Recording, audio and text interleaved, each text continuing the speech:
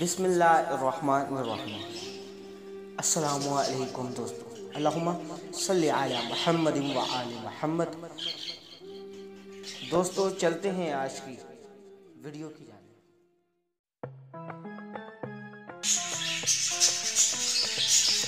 حضرت محمد مصطفیٰ صلی اللہ علیہ وآلہ وسلم نے ارشاد فرمایا ہے کہ اللہ تعالیٰ عز و جل نے میری امت کے دلوں میں پیدا ہونے والے وسوسوں کو معاف کر دیا ہے جب تک کہ وہ انہیں عمل یا زبان پر نہ لائے۔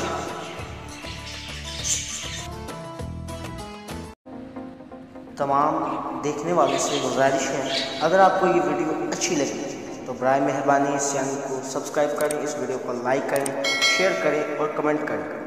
نئی آنے والی ویڈیو تک انتظار کیجیے۔